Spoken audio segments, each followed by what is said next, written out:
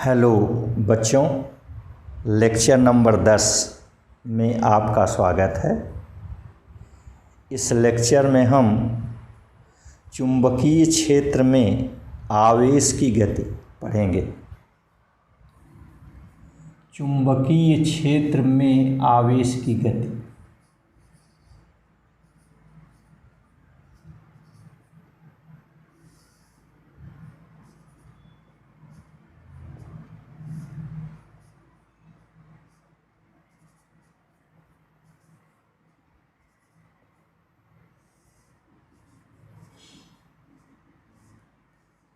चुंबकीय क्षेत्र में आवेश की गति, motion of charge in magnetic field.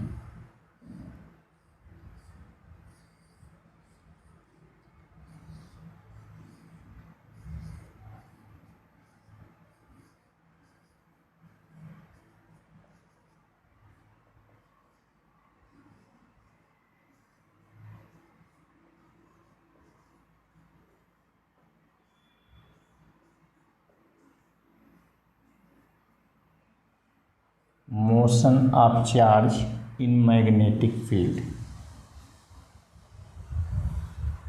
Lorentz ने अपने प्रयोगों के आधार पर बताया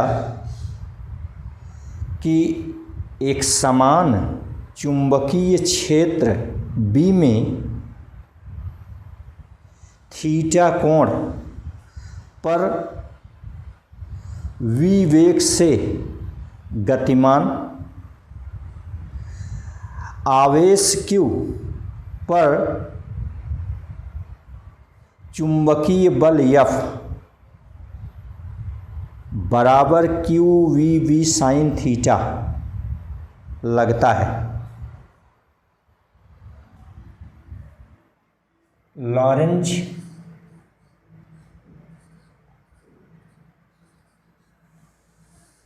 ने अपने प्रयोगों के आधार पर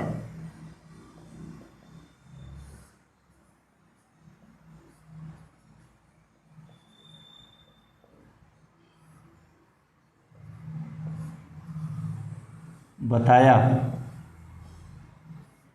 कि एक समान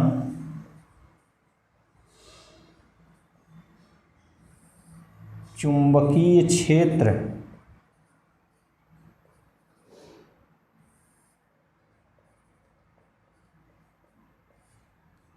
B में थीटा कोण पर v वेग से गतिमान Q आवेश पर चुंबकीय बल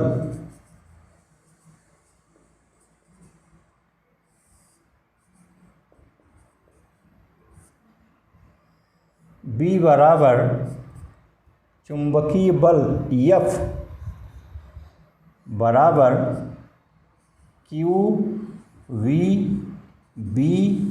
साइन थीटा। समीकरण 1 लगता है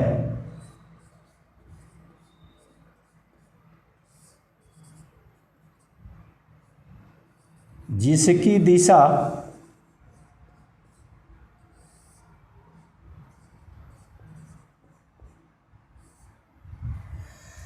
फ्लेमिंग के बाएं हाथ के नियमानुसार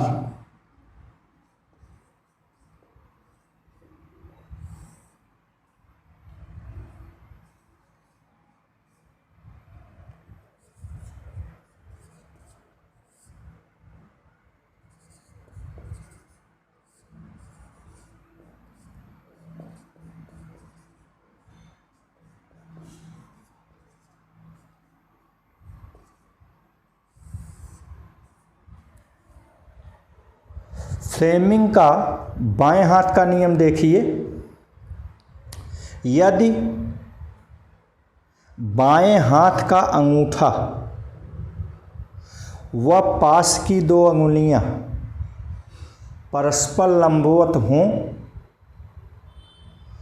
तर्जनी चुंबकीय क्षेत्र की दिशा, माध्यिका धारा I की दिशा में हो तो अंगूठा आवेश पर बल की दिशा में होता है।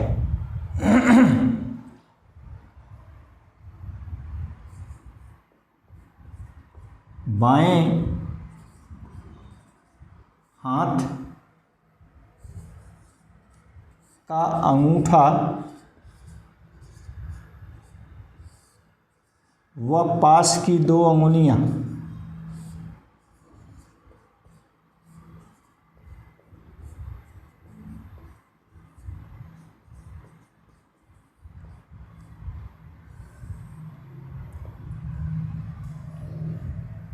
परस्पर लंबवत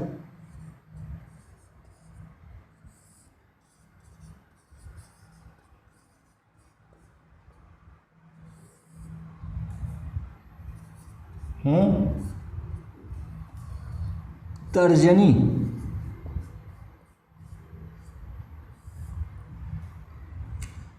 चुंबकीय क्षेत्र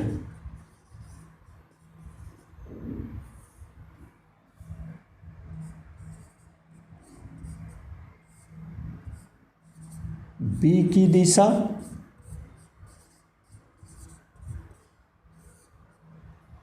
माध्यिका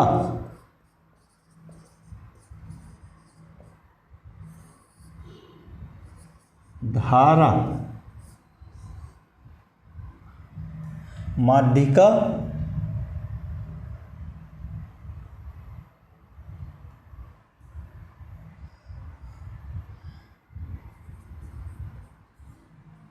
धन आवेश, माध्यिका धन आवेश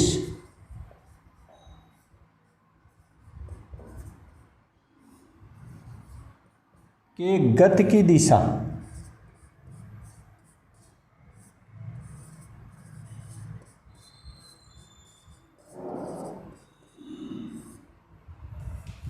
में हो तो अंगूठा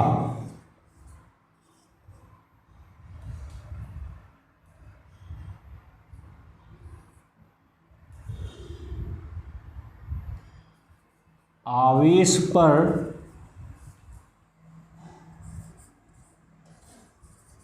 बल की दिशा में होगा।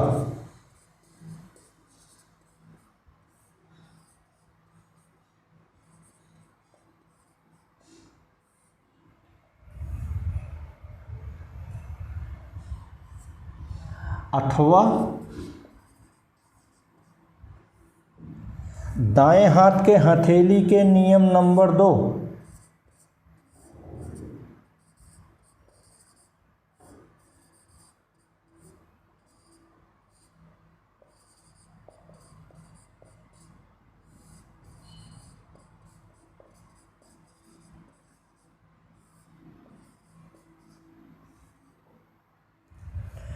दाएं हाथ के हथेली का नियम नंबर 2 देखिए।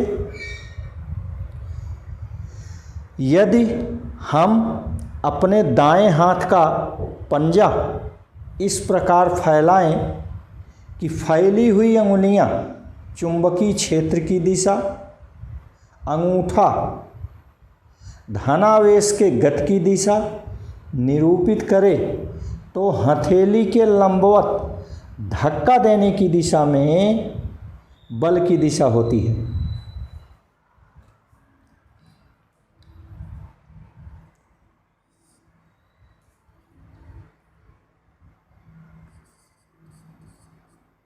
दाएं हाथ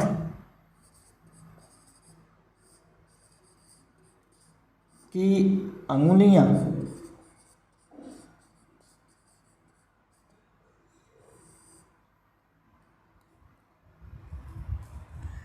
चुंबकीय क्षेत्र की दिशा,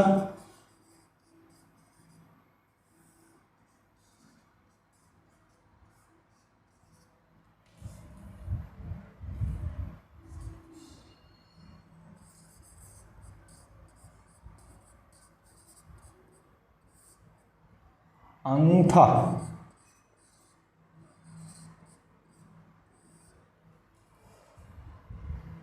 धनावेश के गति की दिशा,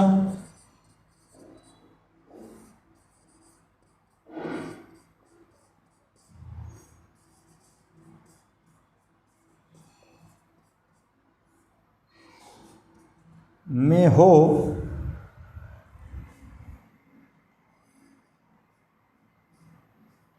तो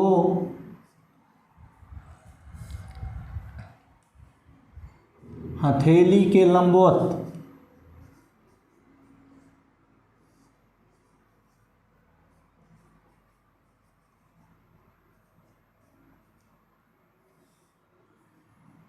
हथेली से धक्का देने की दिशा में,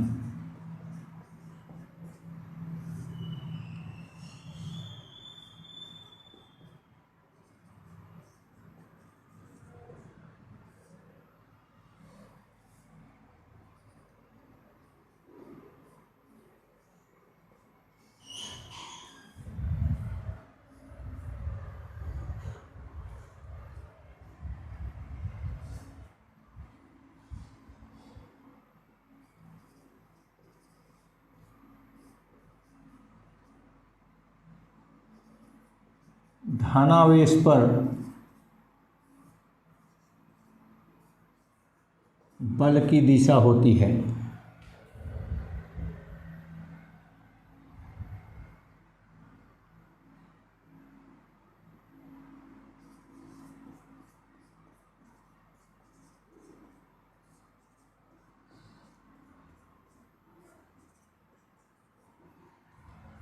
इस प्रकार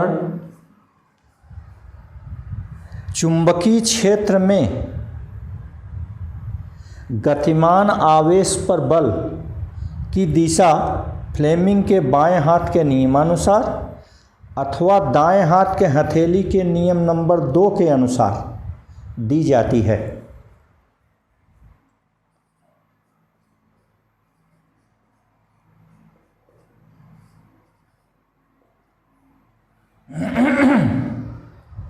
ठीक, अब आइए इस गति को हम भिन्न भिन्न स्थितियों में पढ़ते हैं।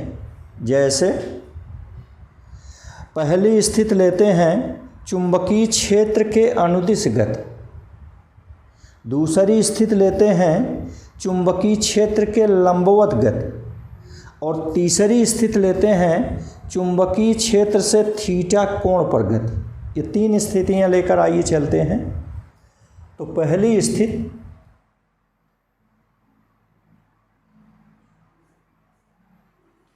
चुंबकीय क्षेत्र के अनुदिश गति,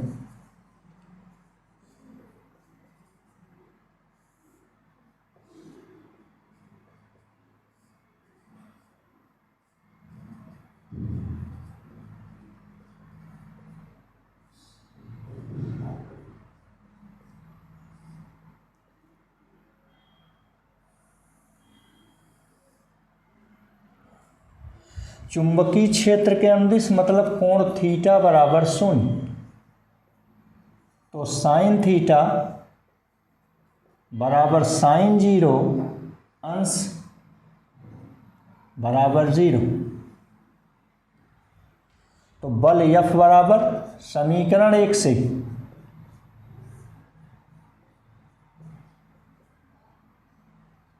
बल F बराबर Q V B sine theta बराबर Q V B गुणे साइन थीटा का मान देखिए ऊपर 0 है बराबर 0। इसका मतलब हुआ कि चुंबकीय क्षेत्र की दिशा के अनुदिश गतिमान आवेशित कण पर बल नहीं लगता, अर्थात यह क्षेत्र के अनुदिश सीधी रेखा में चलता है। तो आइए यहाँ लिख लें, अतः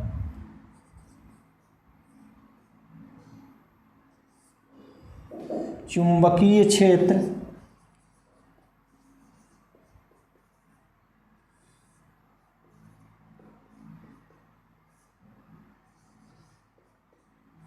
की दिशा के अनुदिश या चुंबकीय क्षेत्र के अनुदिश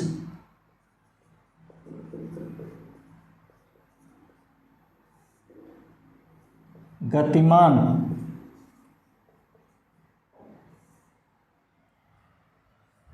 या चुंबकीय क्षेत्र के अनुदिश आवेश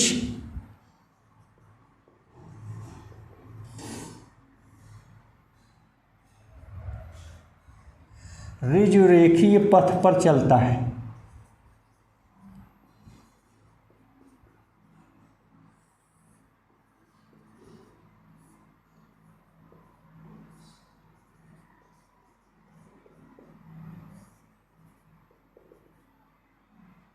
चुंबकीय क्षेत्र के अनुदिश आवेश ऋजुरेखीय पथ पर चलता है, मतलब चुंबकीय क्षेत्र के अनुदिश यदि चलेगा तो इस पर बल ही नहीं लगेगा, तो इसके पथ में विचलन नहीं होगा।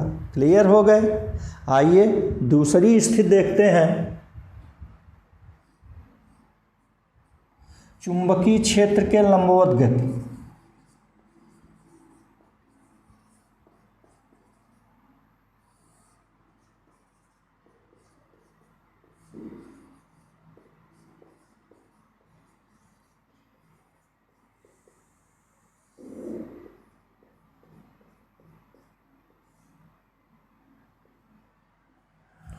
चुंबकीय क्षेत्र के लंबवत गति का मतलब हुआ B और V के बीच का कोण थीटा 90 अंश। तो यहाँ थीटा बराबर 90 अंश, इसलिए साइन थीटा बराबर साइन 90 अंश बराबर 1। तो समीकरण 1 से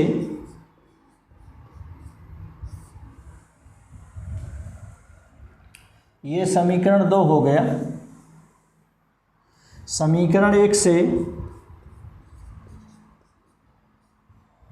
बल F बराबर Q V B sine theta,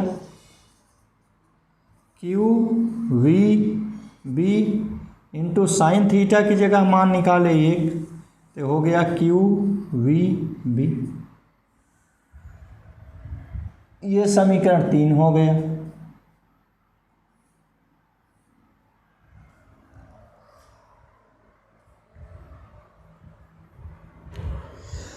तो आपने देखा कि चुंबकीय क्षेत्र के लंबवत दिशा में गतिमान आवेश पर बल F Q V B लगता है। ठीक, आइए और आगे देखते हैं। माना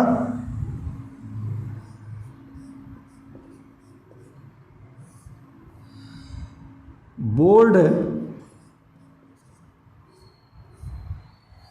आप तो लिखते हैं कॉपी पर ना या कागज पर, तो कागज के तल के लंबवत लिखिए, इसको मिटा दे रहे हैं। माना कागज के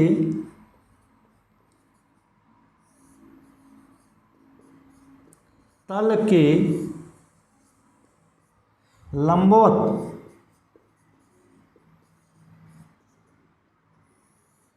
नीचे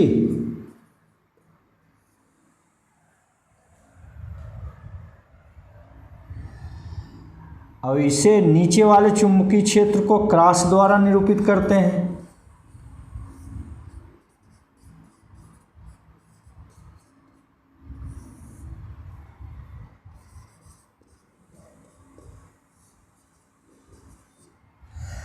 नीचे वाले चुंबकीय क्षेत्र को क्रॉस द्वारा निरूपित करते हैं।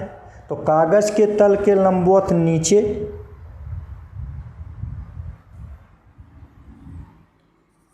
चुंबकीय क्षेत्र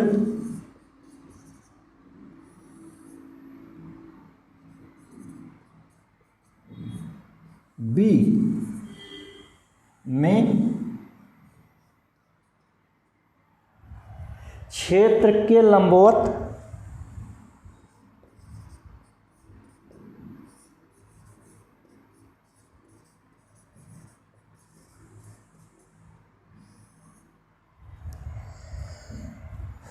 v वेग से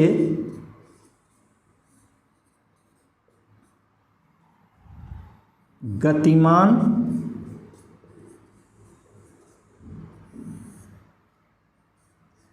प्लस q आवेश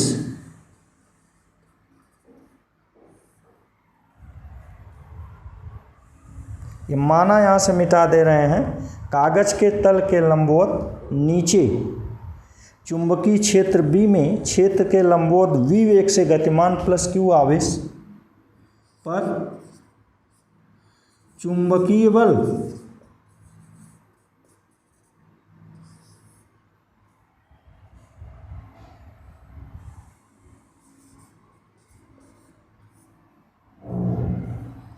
F बराबर QVB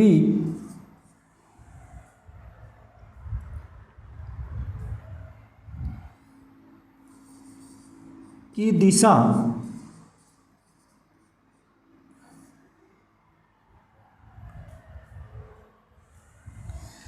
फ्लेमिंग के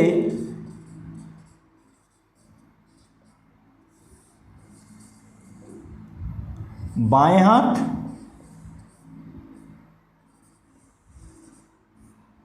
अथवा दाएं हाथ के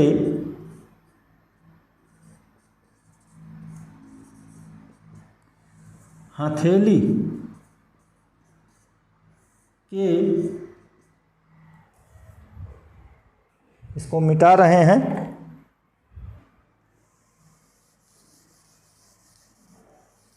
नियम नंबर 2 के अनुसार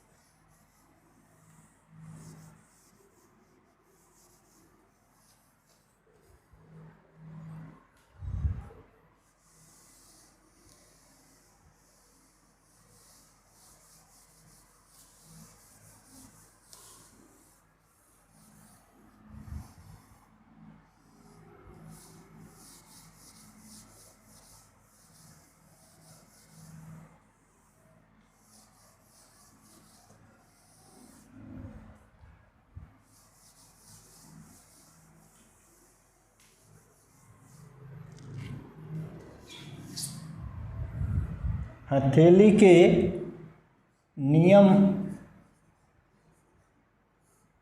नंबर 2 के अनुसार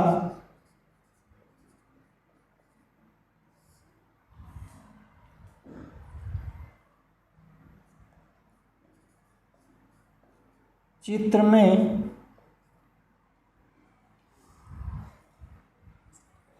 बिंदुओं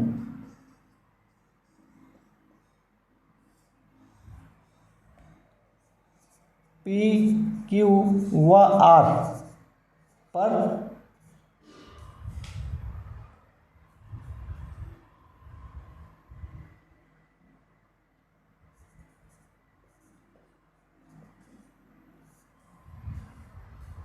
वृत्तीय पथ के केंद्र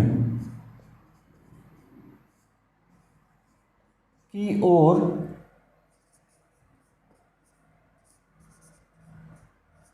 होगा। आपने दिखाया कि प्लस क्यू आवेश पर चुंबकीय बल इन नियमों के अनुसार चित्र में बिंदुओं पर वृत्तीय पथ के केंद्र की ओर होगा। जैसे यहाँ आप देखिए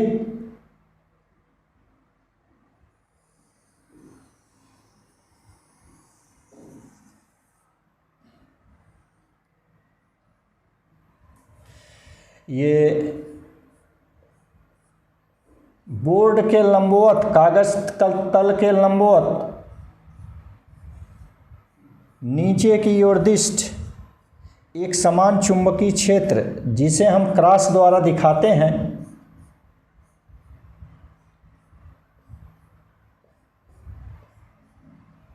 में इस क्षेत्र के लंबवत v वेग से गतिमान धनावेशित कण प्लस q आवेशित कण वेग को हम इस वृत्तीय पथ पर बिंदु के स्पर्श रेखा द्वारा दिखाते हैं।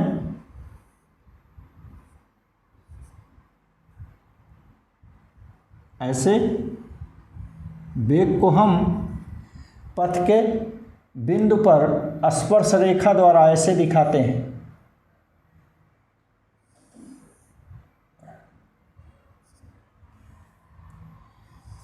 ये वेग v है।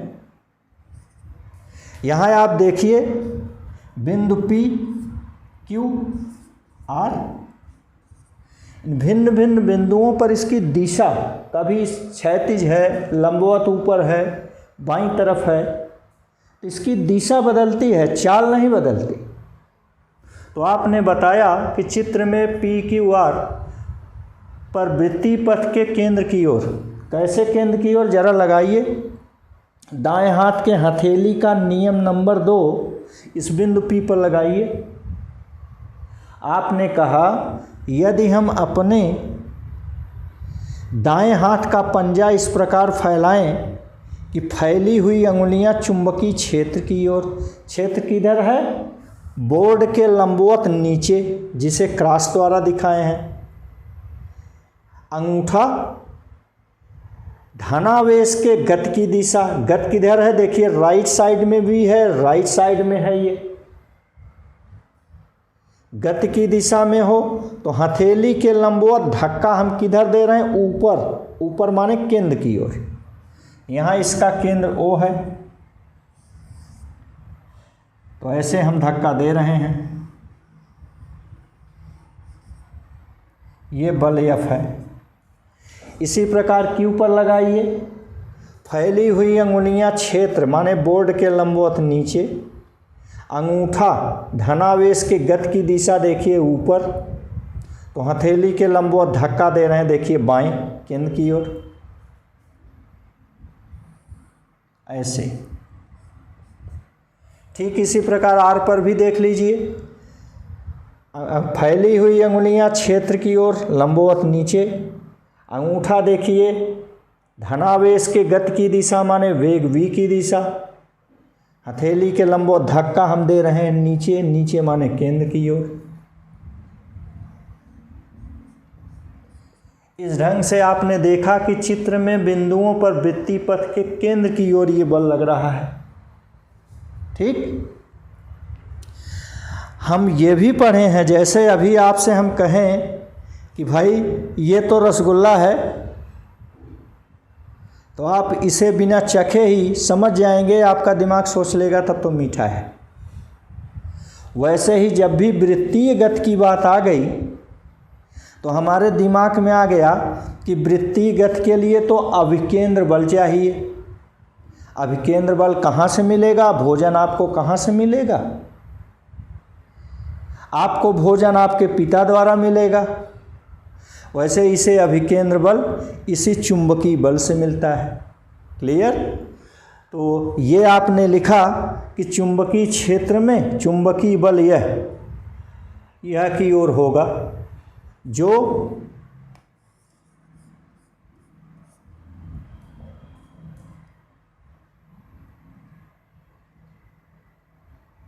वृत्तीय पथ के लिए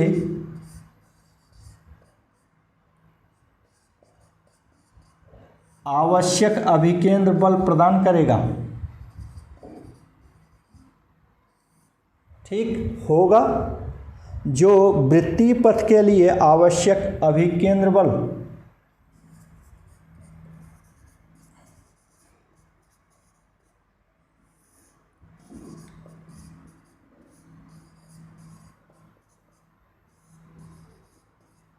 प्रदान करेगा। अतः यहाँ एक बात और आप देखें, धनावेशित कण ऐसे राइट दाहिनी ओर v वेग से गया, q पर पहुँचा ऊपर हो गया, r पर पहुँचा फिर लेफ्ट हो गया, बाईं ओर हो गया। इस प्रकार ये धन आवेश की गति की दिशा है प्लस q आवेश की गति की दिशा है। तो हम लोग यहाँ देख क्या रहे हैं कि कागज तल के लंबवत नीचे की ओर दिष्ट एक समान चुंबकीय क्षेत्र के लंबवत, देखिए लंबवत प्रवेश कर रहा है, आप ध्यान दें। चुंबकीय क्षेत्र तो ऐसे है लंबवत नीचे की ओर, और कण गति कैसे प्रवेश कर रहा है, देखिए चुंबकीय क्षेत्र ऐसे है लंबवत नीचे की ओर ऐसे, और कण ये दाहिनी ओर ऐसे चल रहा है। आप देखिए क्षेत्र और इसके बीच का कोण 90 अंश है, देख लीजिए यहाँ पर ऐसे। ये क्षेत्र की दिशा है लंबवत नीचे की ओर, और ये देखिए कण की दिशा है। तो ये क्षेत्र और कण का वेग दोनों परस्पर लंबवत है। इसीलिए हमने आपसे कहा कि कागज तल के लंबवत नीचे की ओर दिष्ट एक समान चुंबकीय क्षेत्र में क्षेत्र के लंबवत प्रवेश करने वाले धनावेश का पथ वामावर्त दिशा में वृत्ताकार होता है, अर्थात धनावेश वामावर्त दिशा में वृत्तीय पथ पर गति करता है। ठीक, वृत्तीय पथ के लिए आवश्यक अभिकेंद्र बल प्रदान करेगा। हो गया। अतः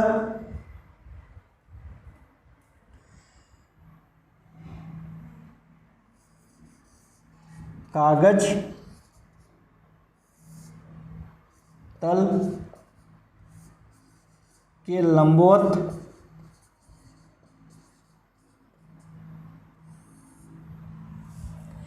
एक समान चुंबकीय क्षेत्र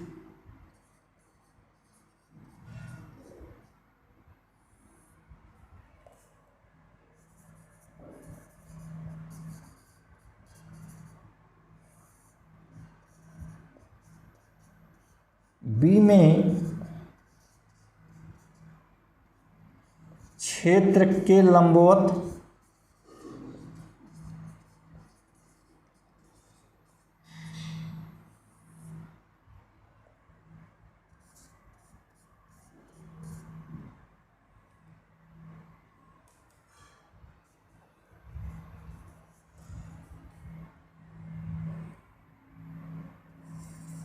धनावेशित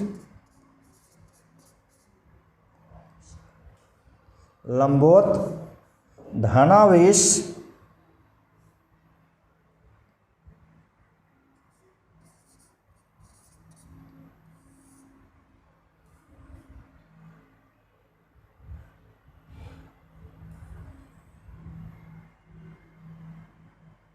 वृत्तीय पथ पर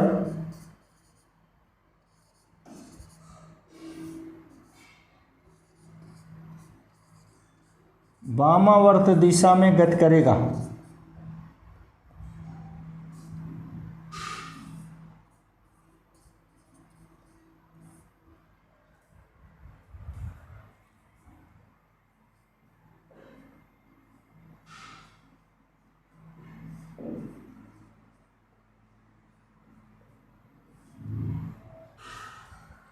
आप ध्यान दीजिए, अगर ऋणावेश रहा होता तो फिर दक्षिणावर्त दिशा में गति करता, या ये चुंबकीय क्षेत्र लंबवत नीचे के बजाय ऊपर रहा होता तो यह धनावेशित कण दक्षिणावर्त दिशा में गति करता।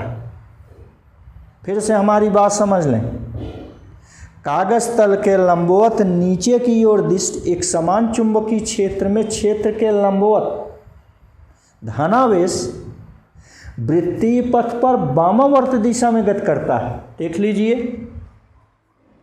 हमने आपसे कहा कि अगर ऋणावेश रहा होता तो दक्षिणावर्त दिशा में गति करता, दूसरी बात आपसे कह रहे हैं कि अगर क्षेत्र लंबवत नीचे के बजाय ऊपर रहा होता तो यह धनावेशित कण दक्षिणावर्त दिशा में गति करता। क्लियर है? आइए, तो यहाँ आपने कहा वृत्तीय पथ के लिए आवश्यक अभिकेंद्र बल प्रदान करता है, अतः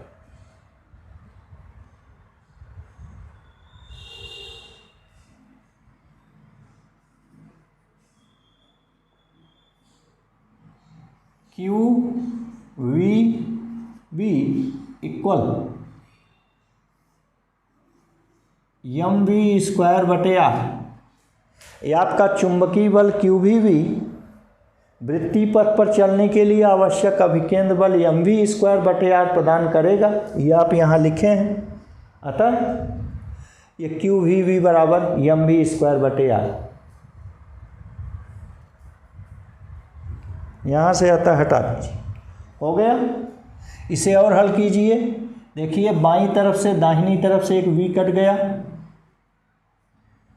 यहाँ से आपको मिला q B equal m v बटे आर। आर को बाईं तरफ पक्षांतर कीजिए, अथवा आर बराबर एम वी, ये क्यू भी ऊपर है, पक्षांतर होकर आ गया नीचे। तो ये है वृत्तीय पथ की त्रिज्या आर का सूत्र आया। वृत्तीय पथ की त्रिज्या आर, इसको हम समीकरण 2 कह दे रहे हैं या 4 कह दे रहे हैं। समीकरण 2, 3 पहले हो गए थे, हम इसको 4 कहते रहे यहाँ पर। यहाँ से आपको और देखिए क्या मिला, are proportional to m v. M v मतलब संवेग, वह आपको मिला आर प्रोपोर्शनल टू 1 अपान, देखिए एम अपान क्यू है तो क्यू बाई एम का उल्टा है, तो इसको 1 अपान क्यू बाई एम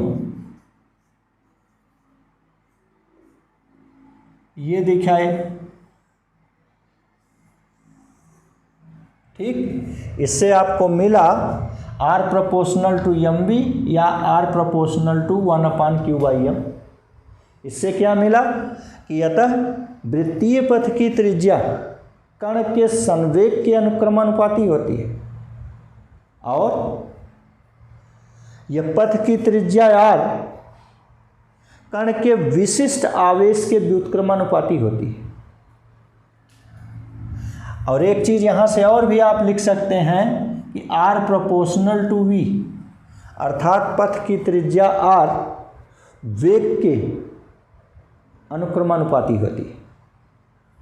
तो आइए, अतः वृत्तीय पथ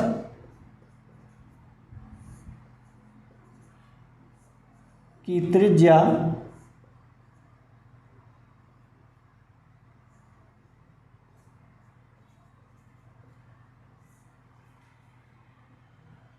कण के संवेग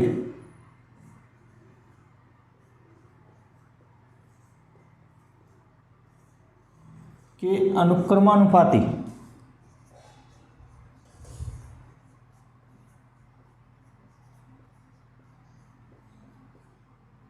वह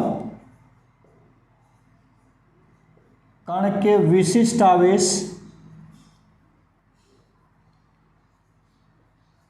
specific charge q by m को हम स्पेसिफिक चार्ज विशिष्ट आवेश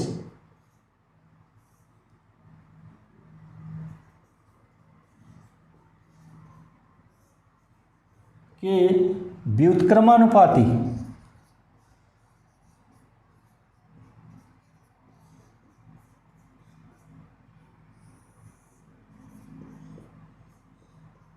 होती है।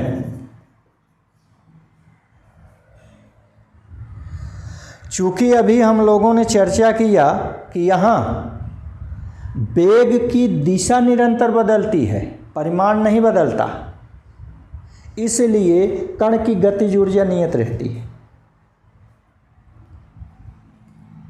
चूँकि यहाँ वेग की दिशा हमेशा बदलती रहती है,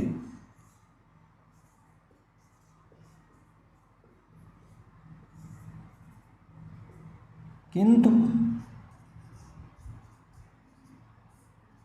चाल नियत रहती है।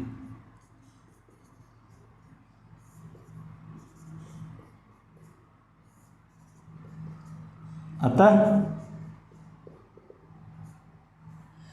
कण की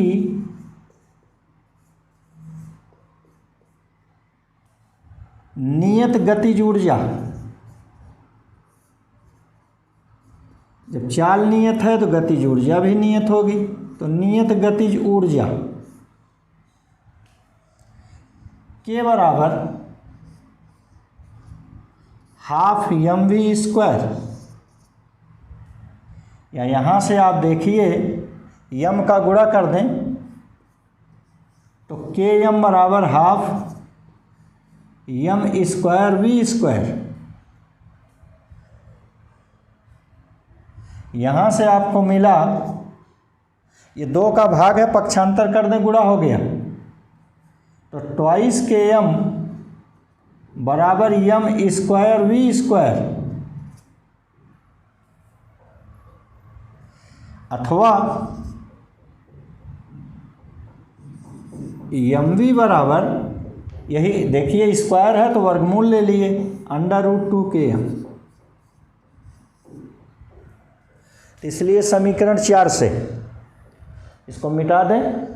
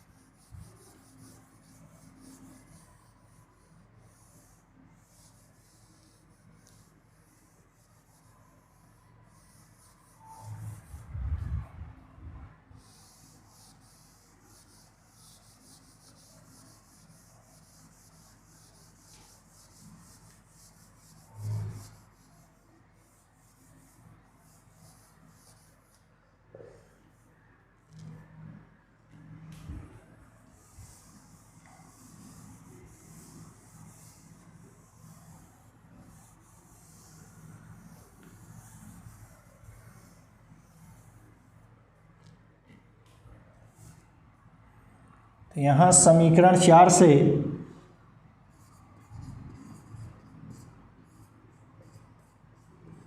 समीकरण 4 वहाँ देखिएगा तो मिलेगा R = mv, mv की जगह ट्वाइस km और बटे qv, ये R का मान आया, ये समीकरण 5 हो गया।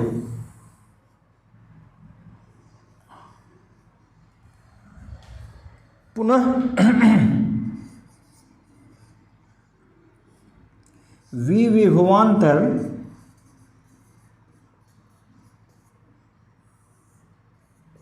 से त्वरित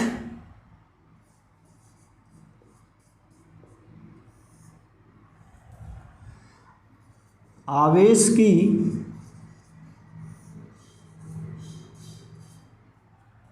गतिज ऊर्जा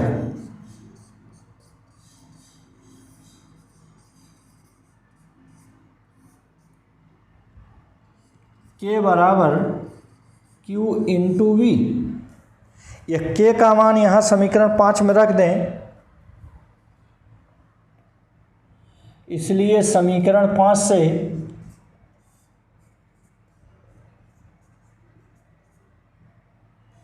R =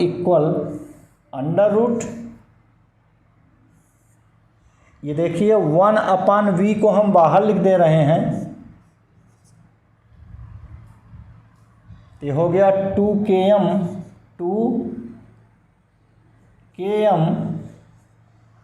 अपान ये जो Q है Q स्क्वायर हो गया। देखिए बाहर Q है, कैंडी के अंदर Q स्क्वायर हो गया। तो ये हो गया 1/b अंडर रूट के का मान रख दिए। देखिए ट्वाइस m इंटू के की जगह QV, के का मान है QV बटे Q स्क्वायर। देखिए ऊपर से और नीचे से एक Q कट गया,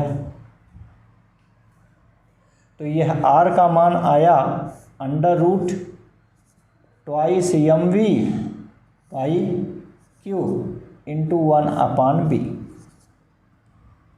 ये आ गया। ये समीकरण 6 हो गया। वह आवर्तकाल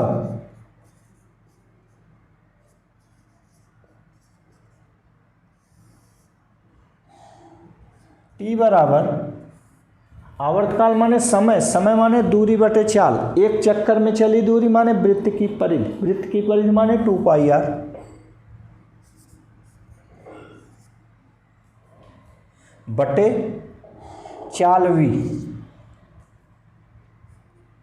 तो ये 2π/v। R का सूत्र आप याद रखे थे, R बराबर mv बटे qv। ये समीकरण 4 से था, याद कीजिए। ऊपर और नीचे से v कट गया, तो यहाँ से t का मान आया 2πm बाई qv। ये हो गया। ये हुआ समीकरण 7। वह आवृत्ति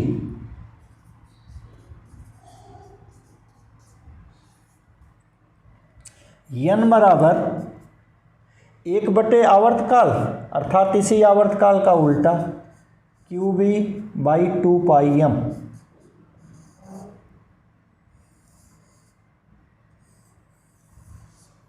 ये हुआ समीकरण 8।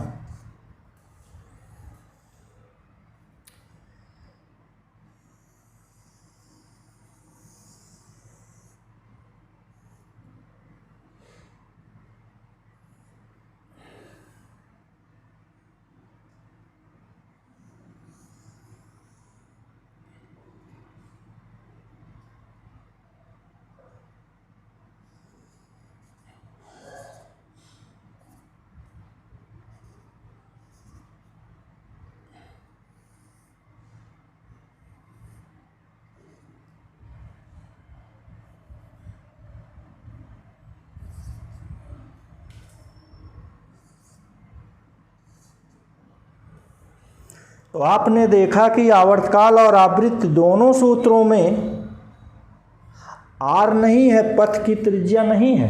इसका मतलब आवर्तकाल और आवृत्ति त्रिज्या पर निर्भर नहीं करते।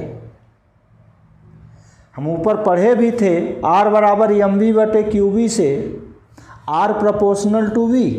इसका मतलब अगर चाल ज़्यादा है तो पथ की त्रिज्या ज़्यादा होगी, बड़ी होगी। चूँकि R इक्वल mv बटे qv से R प्रोपोर्शनल टू v,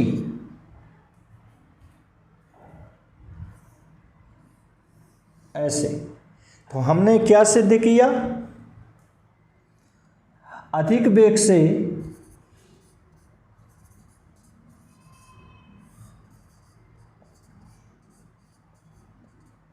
गतिमान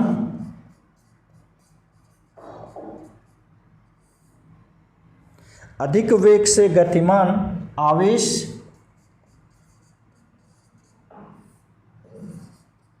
बड़े त्रिज्या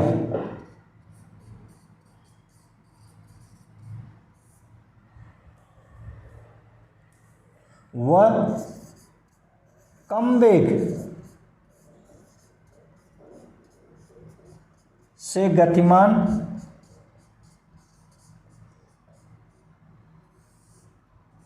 आवेश छोटी त्रिज्या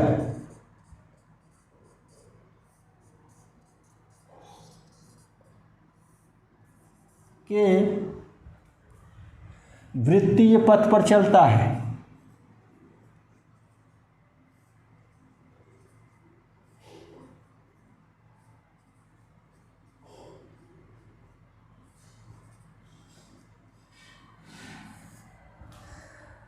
ठीक, अब आइए पढ़ते हैं तीसरी स्थिति, चुंबकीय क्षेत्र से थीटा कोण पर गति।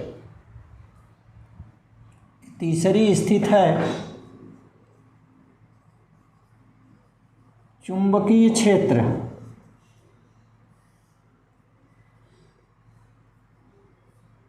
से थीटा कोण पर गति।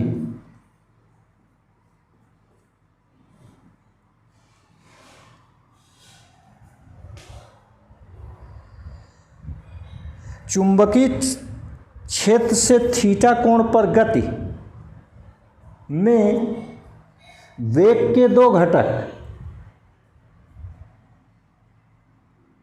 इसमें वेग के क्षैतिज घटक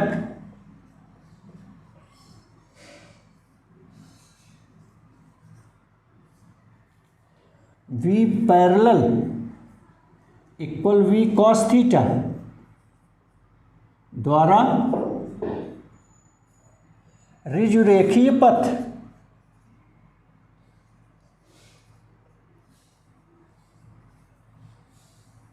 हम लोग इसको पढ़े थे, वह लंब घटक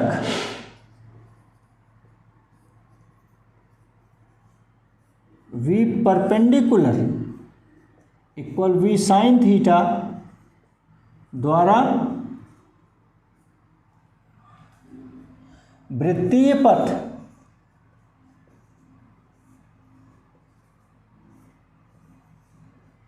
का परिणामी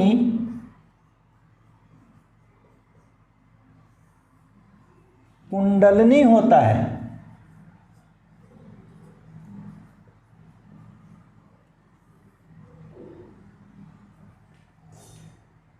कुंडलनी होता है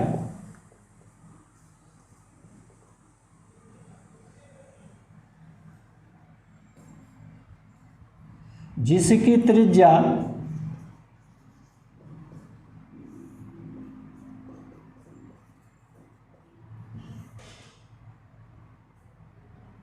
R equal m v perpendicular upon q v, और v परपेंडिकुलर का मान आपको याद है v sine theta upon q v. ये समीकरण 9 वह आवर्तकाल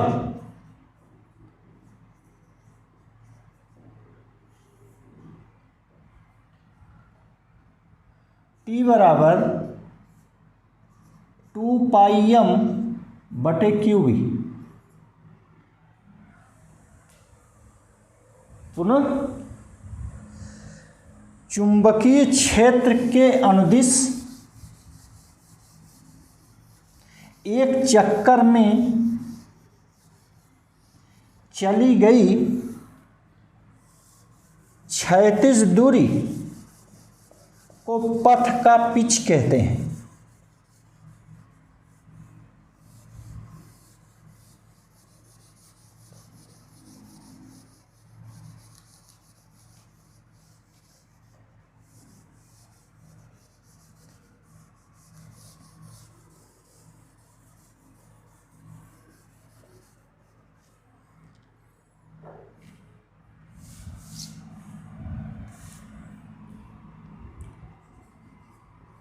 चुंबकीय क्षेत्र के अनुदिश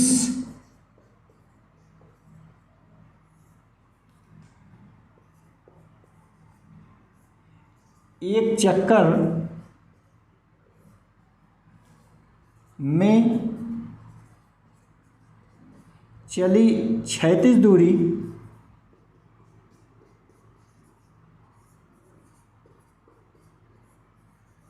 को पथ का पिच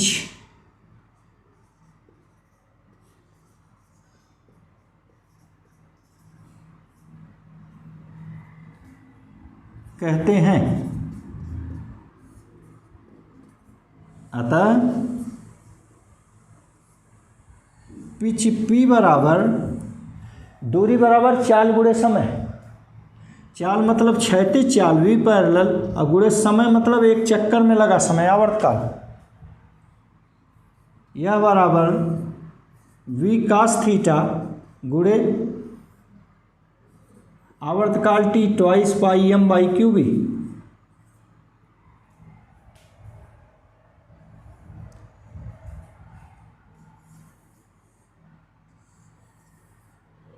ये समीकरण 10। तो इस ढंग से हम लोगों ने भिन्न भिन्न स्थितियों में एक समान चुंबकीय क्षेत्र में आवेशित कण की गति के संबंध में पढ़ा। धन्यवाद, थैंक्स।